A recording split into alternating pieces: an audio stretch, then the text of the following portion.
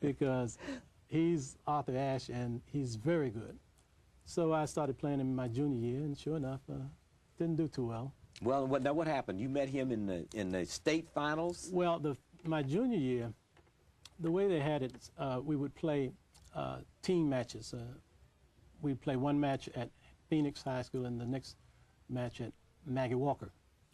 So those were just team competitions. These were black high schools. Black high schools. And Maggie Walker was one of the two black high schools in Richmond. Armstrong was the other. Yes. Armstrong was the other. Okay, so that's about an hour drive today by automobile. That's how close they are. Yes. Now you played Arthur Ashe when? I played him when I was 17 and 18. He was a year younger than I. All right.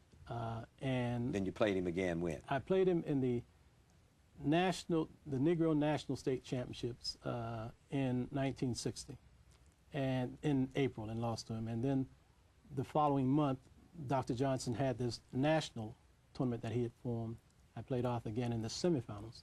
And in those days, if you reached the semifinals of the nationals, you were invited to Johnson's house. And that's how I got to go to Johnson's house for a few weeks of training. So you were one of those young people he was grooming as well. Right. Now, is it fair to say that you were the Arthur Ashe before Arthur Ashe came along? No. I wouldn't go. There are a couple of guys from North Carolina who are very good. Joe Williams and, in fact, Horace Cunningham from Lynchburg was also a very good player. I didn't start playing until I was a sophomore. I did become pretty good in college. You were about 16 when you started playing. Yeah. Now, Arthur Ashe had been playing. And Arthur, I used to tease Arthur. I used to tell him that if I had started same age as him, he would have been in trouble. When did he start? 10 years old. 10 years. Like that. Or maybe younger, but very young. Now, so Arthur Ashe went on to, now we'll look at this other picture. Now, what's going on in that? Who's that? Arthur Ashe? No, this is Althea Gibson. That's Althea Gibson. And Dr. Johnson. All right.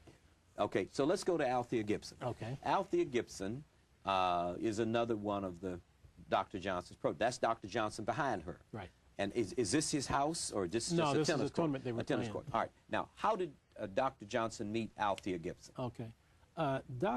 They used to have something called, it still has, the American Tennis Association. It is a predominantly black organization started in 1916 when a lot of blacks who wanted to play tennis competitively decided to form their own league, their own group. So they formed it in 1916. Dr. Johnson and a lot of the physicians and business people were members because they could afford it. A lot of us couldn't afford it, but because if we showed promise, they would invite us to play. One time, Johnson and a physician from Wilmington, North Carolina, Dr. Hubert Eaton, watched Althea Gibson lose to, I think it was Oral Washington in the finals of an ATA National Championship. Althea was only 18 at the time. She lived in Harlem. She lived in Harlem. In fact, Eaton said to Johnson, you know, if we don't get Althea off the streets of Harlem, she's not going to amount to anything. So what can we do to help her out? These two physicians decided that they would take her away from Harlem. Eaton kept her during the school year, and Johnson had her during the summers, playing tennis. During the school year, she finished high school in Wilmington, and then she did go to Florida A&M afterwards. But during the time she was with Johnson, she used to play tennis and she used to rule the ATA. Benefit that Johnson had was that he got to play doubles, mixed doubles with her. And this is a shot of Johnson and Althea playing doubles. If you notice, Johnson is out of the way. Althea used to take over. Okay, we're going to look at this picture of Althea Gibson on the right. And that's Whirlwind, Dr. Robert Walker Johnson. Next to her. Right next to her. And then who is... Oral Washington and George Stewart, who was a good player in the ATA during Now, ATA was a black... The American Tennis Association. That was black. That was the black organization, yes. Now, she only played women? Althea Gibson? Althea? Yeah. Yeah. When she competed. I mean, right, women were playing women. Yes. Yeah, right, okay. So when she dominated, you mean she was dominating the women's division? Yes. And that was in the 40s. All right.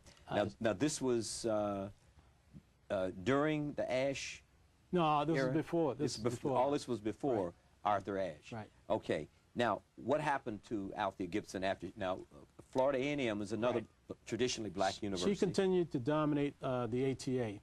In 1950, all this time, 3 years after Jackie Robinson broke the color line in baseball, she broke the color line in tennis. She was the first African American to play in what is then known as U.S. National Championships. Now it's the U.S. Open. She lost in the second round, but what she did in 1956, she won the French Open Championship. In 1957, she won the Wimbledon. And in 1957 also, she won the U.S. national title. She won the same two titles, Wimbledon and the U.S. Nationals, in '58. And then she was the dominant player in the world. Mm. Now, Dr. Johnson, Whirlwind, the other doctor, what's his name? Hubert Eaton. Hubert Eaton are really the forces behind Arthur Ashe and Althea Gibson, am I correct? No question. And the main reason I wanted to do this book is because Dr. Johnson, Whirlwind, was the person most responsible for launching the careers of Arthur Ashe and Althea Gibson, our first two African-American champions.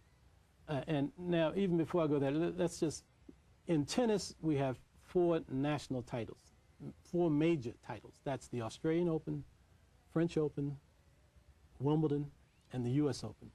As I indicated, Althea Gibson won the French Open in 1956, Wimbledon in '57 and '58, and the U.S., then known as U.S. Nationals, in '57 and '58 as well. Arthur won the first U.S. Open in 1968. Tennis became open, that is, they offered prize. Before it was an amateur sport, they used to give give expenses to players under the table. In 1968, they offered actual prize money, $10,000 to win. Now it's up to it's up to $1 million at some of the major events. But when you win those titles, those major titles, you are considered a great champion. Arthur won the U.S. Open in 1968. He won the Australian Open in 1970. And he shocked the tennis world at that time by upsetting Jimmy Connors at Wimbledon in 1975. So, and they both are in the Hall of Fame, the International Tennis Hall of Fame. One of my goals is to get Dr. Johnson in that Hall of Fame as well.